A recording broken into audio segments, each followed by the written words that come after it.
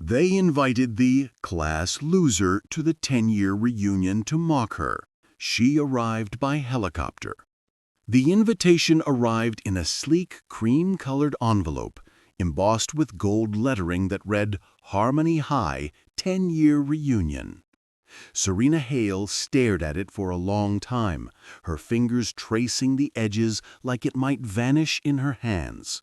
10 years. A decade since she'd walked those locker-lined halls with her head down, her thrift store backpack clutched like armor, her name whispered behind hands like a punchline. Class loser. The ghost in the back row. Poor Serena. She almost threw the envelope away. But that night, as rain tapped softly against the floor-to-ceiling windows of her penthouse overlooking Manhattan, Serena remembered the faces, the smirks during roll call, the laughter when she tripped in the cafeteria, the silence when no one sat beside her at graduation. She remembered how small she felt, how invisible. And then she smiled. 10 years earlier, Serena had graduated with no fanfare, no scholarship, no plan, just 3 part-time jobs and a library card. While her classmates posted vacation photos and college acceptance letters, Serena studied business by flashlight after midnight shifts at a diner, a laundromat, and a dog-walking gig that left her soaked in rain and exhaustion.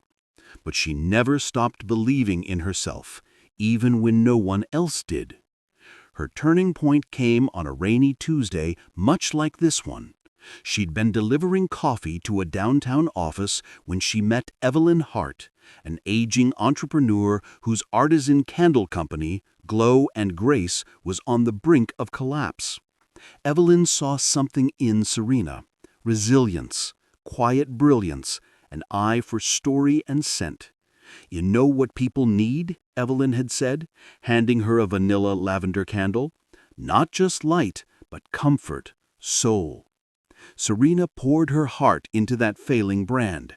She redesigned the packaging, infused each scent with emotional intention, courage, stillness, second chances, and launched it online with a single video that went viral.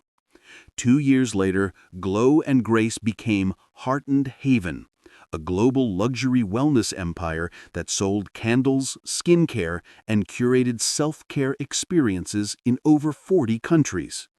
When Evelyn passed, she left Serena everything: her fortune, her legacy, and a handwritten note. "You were always enough." Now, standing on the tarmac as her private helicopter blades whirred to a stop, Serena adjusted the hem of her ivory dress. No designer label, just elegant simplicity. Confidence wasn't in the fabric, it was in the way she carried herself now, like someone who'd walked through fire and emerged glowing.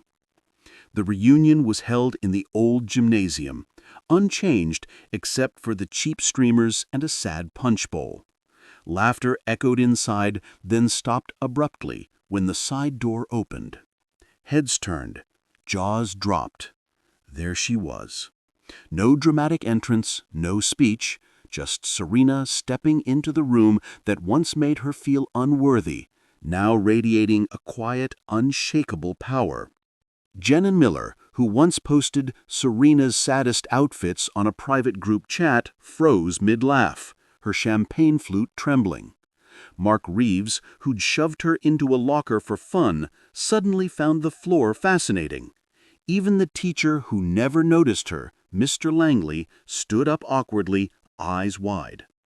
Serena didn't smirk. She didn't gloat. She walked through them like a breeze through old curtains, gentle, purposeful, free.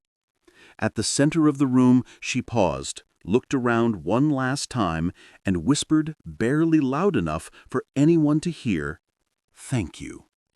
Not for the cruelty, but for the clarity it gave her, for teaching her that her worth was never theirs to decide.